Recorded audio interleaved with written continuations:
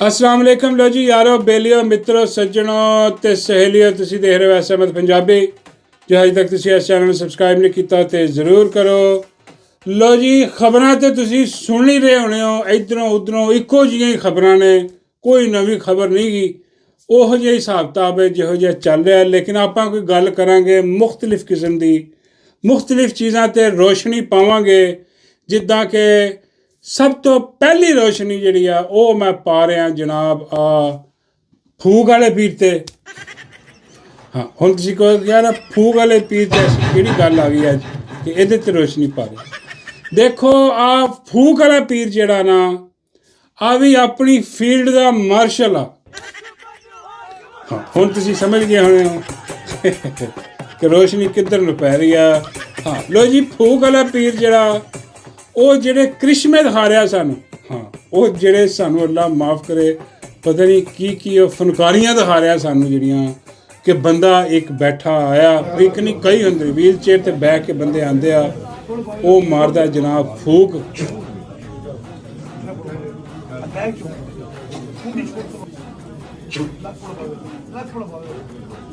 ਬੱਲੇ ਬੱਲੇ ਬੱਲੇ ਬੰਦਾ ਉੱਠ ਗਿਆ ਜਨਾਬ, ਬੰਦਾ ਉੱਠ ਕੇ ਜਿਹੜਾ ਨਾ ਉਹ ਚੱਲ ਪੈਂਦਾ। ਦੁਨੀਆ ਹੈਰਾਨ ਪਰੇਸ਼ਾਨ ਯਾਰ ਕੀ ਹੋ ਰਿਹਾ, ਯਾਰ ਕੀ ਹੋ ਰਿਹਾ, ਕੀ ਬਗੈਰਤੀ ਬੇਸ਼ਰਮੀ ਹੋ ਰਹੀ ਹੈ ਯਾਰ, ਕੀ ਹੋ ਰਿਹਾ ਯਾਰ ਸਾਡੀਆਂ ਅੱਖਾਂ ਦੇ ਸਾਹਮਣੇ। ਬੰਦਾ ਵੀਲ ਚੇਅਰ 'ਤੇ ਉੱਠ ਕੇ ਚੱਲ ਪਿਆ, ਉਹ ਐਡਾ ਜ਼ੋਰ ਦੀ ਫੂਕ ਦੇ ਵਿੱਚ ਉਹ ਬੱਲੇ ਤੇਰੇ ਫੂਕ ਵਾਲੇ ਬਗੈਰਤਾ। ਮੇਰਾ ਮਤਲਬ ਪਤਾ ਨਹੀਂ ਕਈਆਂ ਦੇ ਸੱਚੀ ਵਿੱਚ ਪੀਰ ਹੀ ਨਾ ਉਹ ਮੈਨੂੰ ਗਾਲਾਂ ਕੱਢਦੇ ਹੋਣ ਕਿ ਸਾਡੇ ਪੀਰ ਸਾਹਿਬ ਨੇ ਕੀ ਕਹੀ ਜਾਂਦਾ। ਉਹ ਬਈ ਲੱਖ ਦੀ ਲਾਹਨਤ ਹੈ ਵੀ ਇਹੋ ਜਿਹੇ ਪੀਰ ਤੇ ਜੇ ਤੁਹਾਡਾ ਪੀਰ ਹੈ। 2 ਨੰਬਰ ਫਰਾਡੀਆ ਸਭ ਤੋਂ ਵੱਡਾ ਬੇਗੈਰਤ ਬੇਸ਼ਰਮ ਆਦਮੀ। ਲੇਕਿਨ ਫਨਕਾਰੀਆਂ ਉਹਦੀਆਂ ਚੈੱਕ ਕਰੋ, ਉਹਨੇ ਧੁੰਮਾਂ ਪਾਈਆਂ ਨੇ ਜਨਾਬ, ਬੰਦੇ ਉਠਾ ਰਿਹਾ। ਹੁਣ ਤੁਸੀਂ ਕਹੋ ਯਾਰ ਇਹਦੇ 'ਚ ਗਿੱਦੜ ਸਿੰਘੀ ਕੀ ਆ, ਇਹ ਕਿੱਦਾਂ ਮੇਰਾ ਮਤਲਬ ਹੈ ਕਿ ਬੰਦੇ ਉਠਾਈ ਜਾ ਰਿਹਾ। ਹਾਂ ਹੁਣ ਤੁਸੀਂ ਕਹੋ ਕਿ ਯਾਰ ਬੰਦਾ ਜਿਹੜਾ ਨਾ ਕੋਈ ਆਪਣਾ ਇਹਦਾ ਜਾਣੇ ਪਛਾਣੇ ਹੋਣਾ ਅਤੇ ਉਹਨੂੰ ਜਿਹੜਾ ਨਾ ਫੂਕ ਮਾਰ ਕੇ ਤੇ ਉਠਾ ਦਿੰਦਾ ਹੋਣਾ, ਚੱਲ ਵੀ ਉੱਠ ਜਾ ਹੁੰਦਾ ਉਹ। ਲੇਕਿਨ ਉਹ ਇਹ ਨਹੀਂ, ਉਹ ਜਿਹਦੇ ਸਪੈਸ਼ਲ ਜਿੰਨ ਆਉਂਦਾ ਨਾ, ਜਿੰਨ ਵਾਲਾ ਉਹ ਕਰਦਾ ਜਿਹੜਾ ਤੁਸੀਂ ਕਹਿ ਲਓ ਕਿ ਡੱਡੂ ਜਿੰਨ ਜਿਹਦੇ ਵਿੱਚ ਹੁੰਦਾ ਸਪੈਸ਼ਲ। ਹਾਂ ਬਾਬਾ ਜੀ ਕਹਿੰਦੇ ਯਾਰ ਡੱਡੂ ਜਿੰਨ ਕਿੱਦਾਂ ਆਉਂਦਾ ਬੰਦੇ 'ਚ। ਮੈਂ ਬਾਬਾ ਜੀ ਜਿੱਦਾਂ ਦੀਆਂ ਹਰਕਤਾਂ ਤੁਸੀਂ ਕਰਦੇ ਹੋ ਨਾ ਡੱਡੂ ਨਾਲ ਮੁਹੱਬਤ ਦੇ ਇਜ਼ਹਾਰ ਦੀਆਂ, ਉੱਦਾਂ ਹੀ ਕਿਸੇ ਦਿਨ ਤੁਹਾਡੇ 'ਚ ਡੱਡੂ ਜਿੰਨ ਆਇਆ। ਡੱਡੂ ਨੇ ਤਾਂ ਆਉਣਾ ਹੀ ਨਹੀਂ, ਉਹ ਜਿੰਨ ਨੇ ਤੰਗ ਆ ਕੇ ਉਹਨੇ ਆਏ, ਉਹਨੂੰ ਕਹਿਣਾ ਲਾ ਬਾਬਾ ਮੈਂ ਡੱਡੂ ਜਿੰਨ ਆ, ਮੇਰੇ ਨਾਲ ਹਿਸਾਬ ਲਾ ਲਾ ਜਿਹੜਾ ਵੀ ਲਾਣਾ। ਖੈਰ ਉਹ ਜਿਹੜਾ ਜਿੰਨ ਕਰਦਾ ਉਹ ਉਹਨਾਂ ਦੇ ਆਪਣੇ ਬੰਦੇ ਹੁੰਦੇ, ਸਾਰੇ ਪੜ੍ਹਾਈ ਲਿਖਾਈ ਰਿਹਰਸਲ ਹੁੰਦੀ ਹੈ। ਲੇਕਿਨ ਜਿਹੜੀ ਗਿੱਦੜ ਸਿੰਘੀ ਆ ਨਾ ਕਿ ਪਿੱਛੋਂ ਰੇਹੜੀ 'ਤੇ ਬਿਠਾ ਕੇ ਬੰਦਾ ਅੱਗੇ ਲੈ ਕੇ ਆਉਂਦੇ ਆ ਜਿਹੜੇ, ਉਹ ਫਿਰ ਫੂਕ ਮਾਰਦੇ ਅਤੇ ਉੱਠ ਪੈਂਦਾ। ਬੰਦੇ ਪਹਿਲੇ ਹੀ ਠੀਕ ਹੁੰਦੇ ਆ ਤੁਰਦੇ ਫਿਰਦੇ। ਹਾਂ ਇਹ ਕੋਈ ਇਹ ਨਹੀਂ ਕਿ ਉਹ ਆਪਣੀ ਵੀਲ ਚੇਅਰ, ਇਹਦਾ ਫੂਕ ਵਾਲੇ ਪੀਰ ਦਾ ਇੱਕ ਬੰਦਾ ਪਿੱਛੇ ਜਿਹੜੇ ਬੰਦੇ ਖੜ੍ਹੇ ਹੁੰਦੇ ਨਾ, ਉਹ ਜਾਂਦਾ ਉਹਦੇ 'ਚ ਇੱਕ ਬੰਦਾ ਉੱਥੇ ਬਿਠਾਉਂਦਾ ਵਾ ਵੀਲ ਚੇਅਰ 'ਤੇ ਅਤੇ ਉਹਨੂੰ ਘੁਮਾ ਕੇ ਲੈ ਆਉਂਦਾ। ਇੱਧਰ ਫੂਕ ਵਾਲਿਆਂ ਨੂੰ ਫੂਕ ਮਾਰਦਾ ਅਤੇ ਉਠਾ ਦਿੰਦਾ। ਉਹ ਜਿੱਦਾਂ ਪਹਿਲੇ ਵਿਚਾਰਾ ਚੱਲ ਰਿਹਾ ਸੀ ਉੱਦਾਂ ਹੀ ਚੱਲ ਰਿਹਾ, ਉਹਦੇ 'ਚ ਕੋਈ ਫਰਕ ਨਹੀਂ ਗਾ, ਉਹਦੇ 'ਚ ਕੋਈ ਫਰਕ ਨਹੀਂ ਪਿਆ। ਉਹ ਉੱਦਾਂ ਹੀ ਬਿਮਾਰ ਆ ਵਿਚਾਰਾ, ਉੱਦਾਂ ਹੀ ਉਹਨੂੰ ਕਿਸੇ ਹੋਸਪਿਟਲ ਜਾ ਕੇ ਇਲਾਜ ਕਰਾਉਣਾ ਚਾਹੀਦਾ। ਲੇਕਿਨ ਫੂਕ ਵਾਲਾ ਪੀਰ ਆਪਣੀਆਂ ਦਿਹਾੜੀਆਂ ਲਾ ਰਿਹਾ, ਇਹ ਦਿਖਾ ਕੇ ਕਿ ਦੇਖੋ ਫੂਕ ਵਾਲੇ ਪੀਰ ਨੇ ਬੰਦਾ ਉਠਾਤਾ, ਇਹ ਉੱਠ ਕੇ ਚਲਾ ਗਿਆ। ਹੁਣ ਜਿਹੜਾ ਵੀਲ ਚੇਅਰ ਵਾਲਾ ਇਹ ਵਾਪਸ ਜਾਏਗਾ। ਇਹ ਵੀਲ ਚੇਅਰ ਫੂਕ ਪੀਰ ਦੀ ਆਪਣੀ ਹੈ, ਕਿਸੇ ਦੀ ਨਹੀਂ, ਬੰਦਿਆਂ ਦੀ ਨਹੀਂ, ਇਹਦੀ ਆਪਣੀ ਆ। ਉਹ ਵਾਪਸ ਜਾਏਗਾ, ਇੱਕ ਹੋਰ ਬੰਦਾ ਬਿਠਾ ਕੇ ਫਿਰ ਲਿਆਏਗਾ, ਫਿਰ ਕੈਮਰਾ ਔਨ ਕਰੇਗਾ। ਵੀਲ ਚੇਅਰ ਇਹੀ ਹੈ, ਵੀਲ ਚੇਅਰ ਨਹੀਂ ਬਦਲੇਗੀ। ਤੁਸੀਂ ਦੇਖ ਲੈਣਾ 2-4 ਵੀਲ ਚੇਅਰਾਂ ਨੇ ਦੇਖੋ, ਹਾਂ 2-4 ਬੰਦੇ ਰੱਖੇ ਹੋਏ ਇੱਦਾਂ ਦੇ ਫਾਰਮੂਲੇ ਲਾ ਕੇ ਨਾ ਉਹ ਪਾਗਲ ਬਣਾ ਰਿਹਾ, ਬੇਵਕੂਫ ਬਣਾ ਰਿਹਾ। ਹੁਣ ਤੁਸੀਂ ਕਹੋ ਕਿ ਉਹਨੂੰ ਪੀਰ ਇਹਦਾ ਜਿਹੜਾ ਫੂਕ ਵਾਲਾ ਇਹਦਾ ਹੁਣ ਕੀ ਤਾਲੁਕ ਆ, ਮੇਰਾ ਮਤਲਬ ਜੋ ਕਿ ਹਾਲਾਤ ਅੱਜ ਪਾਕਿਸਤਾਨ, ਦੇਖੋ ਇਹਦਾ ਬਹੁਤ ਵੱਡਾ ਤਾਲੁਕ ਆ, ਕਿਉਂਕਿ ਇਹਦਾ ਤਾਲੁਕ ਉਹਦੇ ਨਾਲ ਆ ਜਿਹੜਾ ਕਹਿੰਦਾ ਸੀਗਾ ਕਿ ਵੀ 1 ਸਾਲ ਦੇ ਵਿੱਚ ਮੁਈਸ਼ਤ ਜਿਹੜੀ ਆ ਨਾ ਉਹ ਇੰਝ ਅਸਮਾਨ 'ਤੇ ਉਤਰ ਜਾਣੀ ਆ, ਘਬਰਾਉਣ ਦੀ ਕੋਈ ਲੋੜ ਨਹੀਂ। ਹਾਂ ਸਰਮਾਇਆਕਾਰੀ ਆ ਰਹੀ ਹੈ, ਪਤਾ ਨਹੀਂ ਕਮੇਟੀਆਂ ਬਣ ਗਈਆਂ ਨੇ, ਉਹ ਵੀ ਫੂਕ ਵਾਲਾ ਹੀ ਆ। ਹਾਂ ਇਹ ਦੋਵੇਂ ਭਰਾ ਨੇ, ਦੋਵਾਂ ਭਰਾਵਾਂ ਨੇ ਜਿਹਨਾਂ ਨਾਲ ਉਹ ਆਪਣਾ ਕਾਰੋਬਾਰ ਚਮਕਾਇਆ ਹੋਇਆ। ਇੱਕ ਭਰਾ ਜਿਹੜਾ ਉਹਨੇ ਪੂਰੀ ਕੌਮ ਨੂੰ ਮਾਮੂ ਬਣਾਇਆ ਹੋਇਆ, ਹਾਂ ਉਹ ਵੀ ਇਹੀ ਕੰਮ ਕਰਦਾ ਫੂਕ ਵਾਲਾ। ਹਾਂ ਉਹ ਵੀ ਆਪਣੀ ਫੀਲਡ ਦਾ ਮਾਰਸ਼ਲ ਆ, ਉਹ ਵੀ ਉਹਦੀ ਫੀਲਡ ਜਿਹੜੀ ਕੋਈ ਜੰਗ ਵਾਲੀ ਨਹੀਂ ਹੈ ਉਹਦੀ ਵੀ। ਇਹ ਦੋਨਾਂ ਦੀ ਫੀਲਡ ਇਹੀ ਆ, ਰੰਗਬਾਜ਼ੀ, ਡਰਾਮੇਬਾਜ਼ੀ। ਹਾਂ ਇੱਦਾਂ ਦੀ ਫਨਕਾਰੀਆਂ ਕਰਨੀਆਂ, ਫਨਕਾਰੀਆਂ ਕਰਕੇ ਦਿਖਾ ਕੇ ਤੇ ਆਪਣਾ ਮਾਲ ਖਰਾ ਕਰਨਾ, ਆਪਣੀ ਸੀਟ ਪੱਕੀ ਕਰਨੀ ਹੈ ਜੀ, ਆਪਣਾ ਜਿਹੜਾ ਜਿੱਦੀ ਕੁਸ਼ਤੀ ਇਹਨਾਂ ਦਾ ਹਿਸਾਬ ਕਿਤਾਬ ਕੰਮ ਆ ਉਹ ਕਾਇਮ ਰੱਖਣਾ, ਆਪਣਾ ਰਾਜ ਕਾਇਮ ਰੱਖਣਾ, ਦੋਨਾਂ ਨੇ ਇਹੀ ਕੰਮ ਆ। ਤੇ ਉਹ ਜਿਹੜਾ ਦੂਜਾ ਹੈ ਉਹ ਵੀ ਆ ਫੂਕ ਵਾਲਾ, ਹਾਂ ਉਹ ਪਤਾ ਨਹੀਂ ਕਿਹੜੇ ਵਾਲਾ ਬਾਬਾ ਜੀ ਕਹਿੰਦੇ ਕਹਿ ਨਹੀਂ ਸਕਦੇ, ਲੇਕਿਨ ਮੇਰੇ ਜ਼ਹਿਨ 'ਚ ਕੋਈ ਲਫ਼ਜ਼ ਆ ਰਿਹਾ। ਮੈਂ ਕਿਹਾ ਬਾਬਾ ਜੀ ਕਹਿ ਦਿਓ। ਬਾਬਾ ਜੀ ਕਹਿੰਦੇ ਨਹੀਂ ਯਾਰ ਦਫਾ ਕਰੋ, ਫਿਰ ਕਹਿ ਦਿਆਂਗੇ ਕਦੀ ਅੱਗੇ ਚੱਲੋ। ਮੈਂ ਕਿਹਾ ਚਲੋ। ਉਹ ਫਨਕਾਰੀਆਂ ਜਿਹੜੀਆਂ ਲਾ ਕੇ ਦੇਖੋ, ਉਹ ਚਲਾ ਗਿਆ ਆਪਣਾ ਗਜ਼ਾ ਜਾ ਕੇ ਫਨਕਾਰੀਆਂ ਲਾ ਰਿਹਾ ਆਪਣੀਆਂ ਟਰੰਪ ਨਾਲ ਨੇ ਆਪਣੀਆਂ ਫਨਕਾਰੀਆਂ, ਉਹ ਇੱਦਾਂ ਹੀ ਕਰ ਰਿਹਾ, ਉਹ ਵੀ ਫੂਕ ਹੀ ਮਾਰਿਆ। ਉਹ ਵੀ ਕੌਮ ਨੂੰ ਕਹਿ ਰਿਹਾ ਕਿ ਸ਼ੂ ਕਰਾਂਗਾ ਮੈਂ ਤੇ ਕੰਮ ਠੀਕ ਹੋ ਰਿਹਾ। ਪਿਛਲੇ 3 ਸਾਲਾਂ ਤੋਂ ਸ਼ੂ ਸ਼ੂ ਸ਼ੂ ਲੈ, ਜਿੱਥੇ ਫੂਕ ਮਾਰਦਾ ਸਾੜ ਕੇ ਸਵਾਹ ਕਰ ਦਿੰਦਾ, ਮਿੱਟੀ ਸੋਨੇ ਤੇ ਫੂਕ ਮਾਰਦਾ ਉਹ ਮਿੱਟੀ ਹੋ ਜਾਂਦੀ। ਹਾਂ, ਔਰ ਉਹ ਕਹਿ ਰਿਹਾ ਕਿ ਮੇਰੇ ਤਾਲੀਆਂ ਵਜਾਓ, ਹਾਂ ਮੇਰੇ ਮਰੀਦ ਬਣ ਜਾਓ, ਮੇਰੇ ਅੱਗੇ ਸਰੈਂਡਰ ਕਰ ਦਿਓ। ਕਿਉਂਕਿ ਉਹਦੇ ਕੋਲ ਬੰਦੂਕ ਆ। ਹਾਂ, ਹੁਣ ਆ ਪੀਰ ਜਿਹੜਾ ਫੂਕ ਵਾਲਾ ਵਾ, ਇਹਦੇ ਕੋਲ ਬੰਦੂਕ ਹੈ ਨਹੀਂ ਗੀ। ਹਾਂ, ਇਹਦੇ ਕੋਲ ਗਾਰਡ ਨੇ ਬੰਦੂਕ ਵਾਲੇ, ਜਿਹੜੇ ਕੋ ਲੋਕੀ ਡਰਦੇ ਆ। ਹਾਂ, ਲੇਕਿਨ ਖੈਰ ਕਿਤੇ ਕਹਿਣ ਦਾ ਮਤਲਬ ਹੈ ਕਿ ਦੋਵਾਂ ਇੱਕੋ ਜਿਹੇ ਡਰਾਮੇਬਾਜ਼ੀ ਆ, ਦੋਵਾਂ ਨੇ ਡਰਾਮੇਬਾਜ਼ੀ ਲਾਈ ਆ, ਔਰ ਡਰਾਮੇਬਾਜ਼ੀ ਜਿਹੜੇ ਨੇ ਉਹ ਜਾਰੀ ਹੈ। ਹੁਣ ਜਦ ਤੱਕ ਆਵਾਮ ਪਾਗਲ ਬਣਦੀ ਰਹੇਗੀ, ਇਹਨਾਂ ਦੇ ਡਰਾਮਿਆਂ 'ਚ ਆਉਂਦੀ ਰਹੇਗੀ, ਤੇ ਉਹ ਜਨਾਬ ਇਹ ਆਪਣਾ ਕੰਮ ਕਰਦੇ ਰਹਿਣਗੇ। ਇਹ ਇੱਧਰ ਫੂਕਾਂ ਮਾਰਦਾ ਰਹੇਗਾ, ਉਹ ਉੱਧਰ ਫੂਕ ਮਾਰ ਕੇ 47 ਦੀ ਹੁਕੂਮਤ ਬਣਾ ਦਿੰਦਾ, ਫਿਰ ਫੂਕ ਮਾਰਦਾ ਪੂਰਾ ਇਲੈਕਸ਼ਨ ਹੀ ਚੋਰੀ ਕਰ ਦਿੰਦਾ, ਫਿਰ ਫੂਕ ਮਾਰਦਾ ਇਮਰਾਨ ਖਾਨ ਨੂੰ ਜੇਲ੍ਹ 'ਚ ਪਾ ਦਿੰਦਾ। ਹਾਂਜੀ, ਫਿਰ ਫੂਕ ਮਾਰਦਾ ਤੇ ਉਹ ਜਨਾਬ ਟਰੰਪ ਨੂੰ ਵੀ ਰਾਜ਼ੀ ਕਰ ਲੈਂਦਾ। ਅੰਦਾਜ਼ਾ ਕਰੋ। ਹੁਣ ਤੁਸੀਂ ਕਹੋ ਯਾਰ ਫੂਕ ਦਾ ਟਰੰਪ 'ਤੇ ਕੀ ਅਸਰ ਹੁੰਦਾ? ਅਸਰ ਨਹੀਂ ਹੁੰਦਾ, ਟਰੰਪ ਵੀ ਫੂਕ ਵਾਲਾ ਹੀ ਆ। ਖੁਦਾ ਨਹੀਂ ਕਰ, ਸੱਚੀ ਗੱਲ ਹੈ, ਟਰੰਪ ਵੀ ਇਹਨਾਂ ਦਾ ਭਰਾ ਹੀ ਹੈ। ਇਹ ਸਾਰੇ ਫਨਕਾਰ ਰੰਗਬਾਜ਼ ਜਿਹੜੇ ਨੇ ਨਾ ਇੱਕੋ ਜਿਹੇ ਨੇ। ਫੂਕ ਵਾਲਾ ਪੀਰ ਲੈ ਲਓ, ਲੈ ਲਓ, ਜਾਂ ਕੋਈ ਵੀ ਸਭ ਇੱਕੋ ਕੁੰਭਾ ਇਹਨਾਂ ਦਾ। ਇਹ ਪਾਗਲ ਬਣਾ ਰਹੇ ਲੋਕਾਂ ਨੂੰ, ਆਵਾਮ ਨੂੰ ਪਾਗਲ ਬਣਾਇਆ ਇਹਨਾਂ ਨੇ। ਖੈਰ ਹੁਣ ਆਵਾਮ ਇੰਨੀ ਜਿਹੜੀ ਨਾ ਝੱਲੀ ਨਹੀਂ ਰਹੀ, ਆਵਾਮ ਬੜੀ ਸਿਆਣੀ ਹੋ ਗਈ ਹੈ, ਆਵਾਮ ਇਹਨਾਂ ਦੇ ਕਾਬੂ ਦੇ ਵਿੱਚ ਨਹੀਂ ਆਉਂਦੀ। ਅਤੇ ਉਹ ਆ ਸਾਰਾ ਲਿੰਕ ਸੀਗਾ। ਅਤੇ ਖੈਰ ਇਹਨਾਂ ਦੀ ਜਿਹੜੇ ਨਾ ਕੰਮ ਚੱਲ ਰਹੇ ਨੇ, ਜਦ ਤੱਕ ਆਵਾਮ ਬਾਹਰ ਨਿਕਲ ਕੇ ਇਹਨਾਂ ਦਾ ਜਿਹੜਾ ਨਾ ਝਾਂਬਾ ਨਹੀਂ ਫੇਰਦੀ, ਉਨੀ ਦੇਰ ਤੱਕ ਇਹਨਾਂ ਦੇ ਕੰਮ ਚੱਲਦੇ ਰਹਿਣਗੇ, ਫੂਕਾਂ ਵੱਜਦੀਆਂ ਰਹਿਣਗੀਆਂ। ਔਰ ਦੂਜੀ ਗੱਲ ਜਨਾਬ, ਅੱਜ ਜਿਹੜਾ ਆਪਣਾ ਤੁਹਾਨੂੰ ਪਤਾ ਹੋਵੇ ਕਿ ਪੰਜਾਬ ਦੇ ਵਿੱਚ ਯਾਰ ਹਾਦਸਾ ਜਿਹਾ ਹੋਇਆ, ਲੇਕਿਨ ਅੱਲਾ ਦਾ ਸ਼ੁਕਰ ਹੈ ਕਿ ਬਚਤ ਹੋ ਗਈ। ਕੀ ਬਚਤ ਹੋਈ ਜਨਾਬ? ਕੀ ਹੋਇਆ? ਹੋਇਆ ਇੰਝ ਕਿ ਪੰਜਾਬ ਦੇ ਵਿੱਚ ਲਾਹੌਰ ਦੇ ਵਿੱਚ ਕਿਤੇ ਪਲਾਜ਼ਾ, 18 ਮੰਜ਼ਿਲਾ ਪਲਾਜ਼ਾ, ਉੱਥੇ ਲੱਗ ਆ ਕਿਤੇ ਉਹਨਾਂ ਦੇ ਜਿਹੜੇ ਬੇਸਮੈਂਟ ਆ, ਬੇਸਮੈਂਟ ਦੇ ਵਿੱਚ ਜਿਹੜੀ ਆ ਨਾ, ਉਹ ਉਹਨਾਂ ਨੇ ਇੱਕ ਬੋਇਲਰ ਸ਼ੋਇਲਰ ਲਾਇਆ, ਪਾਣੀ ਗਰਮ ਵਾਲੇ ਕਰਨ ਵਾਲੇ ਸਾਰੇ, ਉਹ ਉੱਥੇ ਅੱਗ ਲੱਗੀ। ਉਹਨਾਂ ਨੇ ਅਮਲੇ ਨੇ ਬੁਝਾਉਣ ਦੀ ਕੋਸ਼ਿਸ਼ ਕੀਤੀ, ਉੱਥੇ ਪਾਰਕਿੰਗ ਵੀ ਹੈ ਸਾਰੀ ਬਹੁਤ ਜ਼ਿਆਦਾ, ਅਤੇ ਉਹ ਬੇਕਾਬੂ ਹੋ ਗਈ। ਜਦੋਂ ਬੇਕਾਬੂ ਹੋਈ ਆ, ਉਦੋਂ ਉਹਨਾਂ ਨੇ ਫੋਨ ਕੀਤਾ ਜੀ 1122 ਵਾਲਿਆਂ ਨੂੰ, ਮੈਂ ਰੈਸਕਿਊ ਵਾਲਿਆਂ ਨੂੰ। ਇਹ ਜਨਾਬ ਉੱਥੇ ਫਿਰ ਫਾਇਰ ਬ੍ਰਿਗੇਡ ਵਾਲੇ ਆਪਣੀਆਂ ਗੱਡੀਆਂ ਲੈ ਕੇ ਪਹੁੰਚੇ ਨੇ।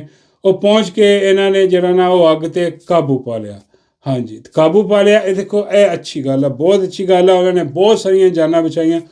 ਕੁਛ ਬੰਦੇ, 1-2 ਬੰਦੇ ਜਿਹੜੇ ਆ ਉਹ ਆਪਣੀ ਜਾਨ ਗਵਾ ਬੈਠੇ। ਉਹ ਕਹਿੰਦੇ ਜੀ ਹੋਇਆ ਇੱਦਾਂ ਕਿ ਉਹ ਨੀਚੇ ਜਿਹੜੀ ਅੱਗ ਲੱਗੀ ਆ, ਉਸ ਅੱਗ ਨਾਲ ਧੂੰਆਂ ਫੈਲ ਗਿਆ ਹਰ ਜਗ੍ਹਾ 'ਤੇ। ਉੱਥੋਂ ਇੱਕ ਬੰਦਾ ਜਿਹੜਾ ਸੀਗਾ ਨਾ, ਉਹ ਸਮਝਿਆ ਕਿ ਲੋ ਜੀ ਬਜਾਏ ਇਸਦੇ ਕਿ ਬਾਹਰ ਨੂੰ ਭੱਜ, ਉਹ ਆਪਣੀ ਗੱਡੀ ਵੱਲ ਭੱਜਿਆ। ਉਹ ਗੱਡੀ 'ਚ ਜਾ ਕੇ ਬਹਿ ਗਿਆ ਕਿ ਵੀ ਆਹ ਗੱਡੀ 'ਚ ਮੈਂ ਸੇਫ ਹੋ ਜਾਵਾਂਗਾ। ਅਤੇ ਉਹ ਜਦੋਂ ਰੈਸਕਿਊ ਵਾਲੇ ਆਏ, ਉਹਨਾਂ ਨੇ ਬਾਕੀ ਜਿਹੜੇ ਬਾਹਰ ਲੋਕ ਸੀਗੇ ਉਹਨਾਂ ਨੂੰ ਸਾਰਿਆਂ ਨੂੰ ਕੱਢ ਲਿਆ, ਹਿਫਾਜ਼ਤ ਨਾਲ ਬਾਹਰ ਕੱਢ ਲਿਆ। ਹੁਣ ਉਹ ਐਡੀ ਵੱਡੀ ਪਾਰਕਿੰਗ, ਉੱਥੇ ਪਤਾ ਨਹੀਂ ਕਿਹੜੀ ਗੱਡੀ 'ਚ ਜਾ ਕੇ ਬਹਿ ਗਿਆ।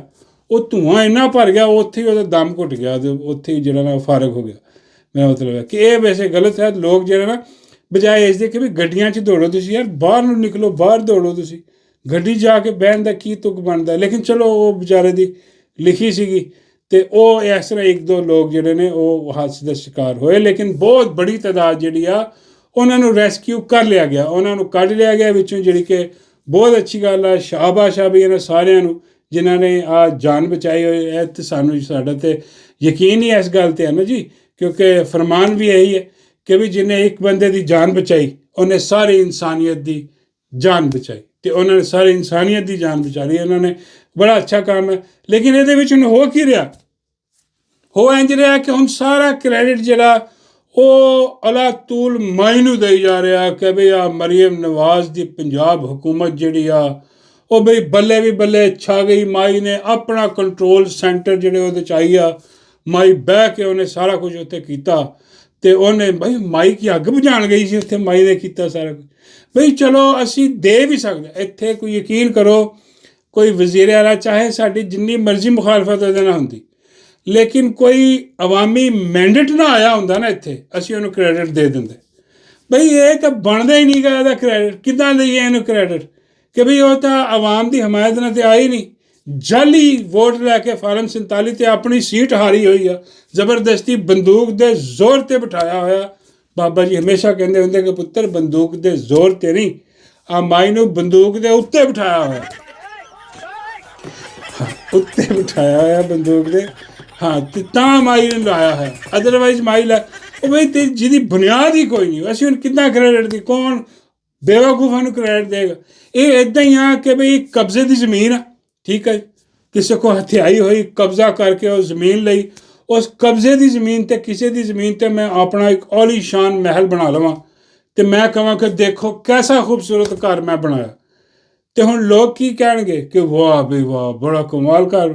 ਉਹ ਇਹੀ ਕਹਿਣਗੇ ਨਾ ਕਿ ਬਈ ਇਹ ਚੋਰੀ ਦੀ ਜ਼ਮੀਨ ਆ, ਕਬਜ਼ਾ ਕੀਤਾ, ਡਾਕਾ ਮਾਰਿਆ ਤੂੰ ਉਸ ਜ਼ਮੀਨ 'ਤੇ ਉੱਥੇ ਤੂੰ ਆਪਣਾ ਜਿਹੜਾ ਨਾ ਮਹਿਲ ਬਣਾਈ ਜਾਣਾ, ਆ ਅਸੀਂ ਢਾਹ ਦੇਣਾ ਇੱਕ ਦਿਨ, ਜਦੋਂ ਕਿਤੇ ਇਨਸਾਫ ਹੋਇਆ ਤੇਰਾ ਮਹਿਲ ਪੂਰਾ ਡਿੱਗ ਜਾਣਾ ਥੱਲੇ। ਹੁਣ ਇੱਥੇ ਬਣਦਾ ਹੀ ਨਹੀਂ ਮਾਈ ਦਾ ਕ੍ਰੈਡਿਟ ਵੀ ਕਿੱਦਾਂ ਦੇ ਦਿਆਂ ਇਹਨੂੰ। ਬਈ ਹਾਂ, ਉਹ ਰੈਸਕਿਊਅਰ ਜਿਹਨਾਂ ਨੇ ਕੀਤਾ ਉਹਨਾਂ ਨੂੰ ਸ਼ਾਬਾਸ਼ ਆ, ਉਹਨਾਂ ਨੇ ਜਾਨਾਂ ਬਚਾਈਆਂ, ਹਾਂਜੀ, ਉਹਨਾਂ ਨੇ ਬਹੁਤ ਅੱਛਾ ਕੰਮ ਕੀਤਾ, ਉਹਨਾਂ ਨੂੰ ਸ਼ਾਬਾਸ਼ ਆ, ਲੇਕਿਨ ਆ ਮਾਈ ਦੇ ਵਿੱਚ ਕੋਈ ਨਹੀਂ ਕ੍ਰੈਡਿਟ ਬਣਦਾ। ਬਾਬਾ ਜੀ ਕਹਿੰਦੇ ਚਲੋ ਮਾਈ ਨੂੰ ਮੁਬਾਰਕ ਨਹੀਂ ਦੇਣੀ ਨਾ ਦਿਓ, ਉਹਦੀ ਜਗ੍ਹਾ 'ਤੇ ਡੱਡੂ ਨੂੰ ਦੇ ਦਿਓ। ਮੈਂ ਕਹਿੰਦਾ ਬਾਬਾ ਜੀ ਯਾਰ ਡੱਡੂ ਨੂੰ ਕਿਸ ਚੱਕਰ 'ਚ ਦੇ ਦਈਏ, ਹੁਣ ਉਹਨੇ ਕੀ ਕੀਤਾ, ਕੀ ਉਹਨੇ ਜਿਹੜਾ ਐਸਾ ਕੰਮ ਕਰਤਾ ਜਿਹੜਾ। ਬਾਬਾ ਜੀ ਕਹਿੰਦੇ ਡੱਡੂ ਵੀ ਮਿਨਿਸਟਰ ਹੈ ਯਾਰ, ਉਹ ਵੀ ਉਹਨੂੰ ਵੀ ਫਿਕਰ ਹੋਣੀ ਆ, ਉਹ ਵੀ ਇੱਥੇ ਪਹੁੰਚਿਆ ਹੋਣਾ। ਮੈਂ ਕਹਿੰਦੀ ਡੱਡੂ ਕੋਈ ਨਹੀਂ ਪਹੁੰਚਿਆ ਉੱਥੇ, ਹਾਂ ਡੱਡੂ ਕਿਤੇ ਹੋਰ ਮੁਲਾਕਾਤਾਂ ਕਰਦਾ ਫਿਰਦਾ, ਕੋਈ ਵਫਦ ਆਇਆ ਬਾਹਰੋਂ ਉਹਨਾਂ ਨਾਲ ਮੁਲਾਕਾਤ ਕਰ ਰਿਹਾ। ਬਾਬਾ ਜੀ ਕਹਿੰਦੇ ਕਿਹਨਾਂ ਦਾ ਵਫਦ ਆਇਆ? ਮੈਂ ਕਿਹਾ ਇਹ ਨਹੀਂ ਪਤਾ ਹੁਣ ਕਿਹਨਾਂ ਦਾ। ਬਾਬਾ ਜੀ ਕਹਿੰਦੇ ਡੱਡੂਆਂ ਦਾ ਵਫਦ ਤਾਂ ਨਹੀਂ ਆਇਆ ਕੋਈ। ਮੈਂ ਕਿਹਾ ਡੱਡੂਆਂ ਦਾ ਵਫਦ ਕਿੱਥੋਂ ਆ ਸਕਦਾ? ਬਾਬਾ ਜੀ ਕਹਿੰਦੇ ਚਾਈਨਾ ਤੋਂ ਆ ਸਕਦਾ। ਮੈਂ ਕਿਹਾ ਚਾਈਨਾ ਤੋਂ ਕਿੱਦਾਂ ਆ ਸਕਦਾ? ਬਾਬਾ ਜੀ ਕਹਿੰਦੇ ਉਹ ਚੀਨੀ ਖਾਂਦੇ ਆ ਨਾ ਡੱਡੂ, ਹੋ ਸਕਦਾ ਉਹਨਾਂ ਨੇ ਇੰਸਪੈਕਸ਼ਨ ਵਾਸਤੇ ਭੇਜਦੇ ਤੇ ਪਾਕਿਸਤਾਨ ਵੀ ਇੱਕ ਡੱਡੂ ਆ ਬੜਾ ਜਿਹੜਾ ਹੁਣ ਬਦਲ ਗਿਆ, ਸਰਜਰੀਆਂ ਕਰਵਾ ਕੇ ਤੇ ਆਪਣੇ ਡੱਡੂ ਉਹਨਾਂ ਨੇ ਇਹਦੇ ਕੋਲ ਭੇਜੇ ਹੁਣ, ਤੇ ਤੁਸੀਂ ਵੀ ਜਾ ਕੇ ਇਸ ਡੱਡੂ ਕੋਲ ਸਿੱਖ ਕੇ ਆਓ ਕਿ ਕਿੱਦਾਂ ਸਰਜਰੀ ਕਰਵਾ ਕੇ ਇਨਸਾਨ ਬਣੀਦਾ।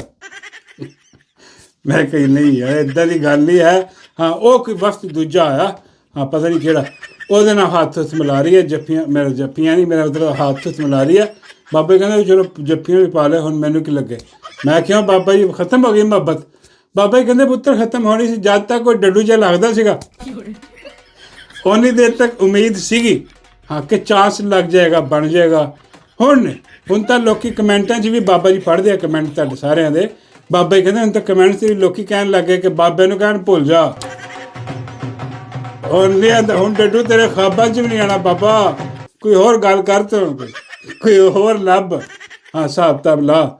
ਬਾਬਾ ਜੀ ਕਹਿੰਦੇ ਇਹ ਨੌਬਤ ਆ ਗਈ ਆ ਹੁਣ ਮੈਨੂੰ ਨਹੀਂ ਲੱਗਦਾ ਪੁੱਤਰ ਡੱਡੂ ਕਦੀ ਹੱਥ ਆਏਗਾ, ਹੁਣ ਕੋਈ ਹੋਰ ਹੀ ਸ਼ੈ ਲੱਭਣੀ ਪੈਣੀ। ਮੈਂ ਬਾਬਾ ਜੀ ਹੋਰ ਬਥੇਰੀਆਂ, ਤੇ ਬਾਬਾ ਜੀ ਕਹਿੰਦੇ ਨਹੀਂ ਮਾਈ ਵਾਲੀਆਂ ਸਹੇਲੀਆਂ ਨੇ, ਹੁਣ ਕੋਈ ਹੋਰ ਹਿਸਾਬ ਕਿਤਾਬ ਲਾਉਣਾ ਪੈਣਾ। ਹਾਂ ਉਹ ਬਾਬਾ ਜੀ ਕਹਿੰਦੇ ਮੈਂ ਅੱਖ ਰੱਖੀ ਆ ਇੱਕ, ਤੇ ਅੱਜ ਨਹੀਂ ਕਿਸੇ ਹੋਰ ਦਿਨ ਦੱਸੂਗਾ, ਬਹੁਤ ਕਮਾਲ ਚੀਜ਼। ਮੈਂ ਤੋਂ ਅੱਲਾ ਮਾਫ਼ ਕਰੇ ਬਾਬਾ ਜੀ ਕਿਹੜੇ ਪਾਸੇ? ਬਾਬਾ ਜੀ ਕਹਿੰਦੇ ਯਾਰ ਖਾਣ ਪੀਣ ਵਾਲੀਆਂ ਚੀਜ਼ਾਂ ਦੀ ਗੱਲ ਕਰ ਰਿਹਾ, ਤੂੰ ਕੀ ਸੋਚੀ ਜਾ ਰਿਹਾ?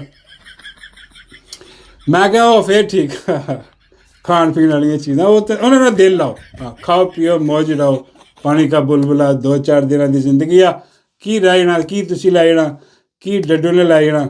ਹਾਂ ਮੈਂ ਕਿਹਾ ਜੇ ਜੰਨਤ ਪਹੁੰਚ ਗਏ ਤਾਂ ਉੱਥੇ ਤੁਸੀਂ ਜਿਹੜਾ ਨਾ ਆਪਣੀ ਤੁਹਾਡੀਆਂ ਸਾਰੀਆਂ ਖੁਆਇਸ਼ਾਂ ਪੂਰੀਆਂ ਹੋ ਸਕਦੀਆਂ, ਉੱਥੇ ਜਾ ਕੇ ਤੁਸੀਂ ਵਿਆਹ ਵੀ ਖੜਕਾ ਲੈਣਾ ਡੱਡੂ ਨੂੰ। ਬਾਬਾ ਜੀ ਕਹਿੰਦੇ ਡੱਡੂ ਨੇ ਇੱਥੇ ਕਿੱਥੇ ਹੋਣਾ ਪੁੱਤਰ? ਬਾਬਾ ਜੀ ਉਹ ਬਾਬਾ ਜੀ ਕਹਿੰਦੇ ਜੋ ਇਹਦੇ ਹਿਸਾਬ ਕਿਤਾਬ ਆ, ਹਾਂ ਇਹ ਮਾਈ ਨਾਲ ਹੀ ਜਾਊਗਾ ਉੱਧਰ ਜਨਮ ਵਾਲੇ ਪਾਸ। ਅੱਲਾ ਮਾਫ਼ ਕਰੋ ਤੋਬਾ। ਮੈਂ ਕਿਹਾ ਚਲੋ ਤੁਸੀਂ ਉਡੀਕ ਲੈਣਾ, ਹਾਂ ਇੱਕ ਦਿਨ ਤਾਂ ਆਊਗਾ ਹੀ ਨਾ।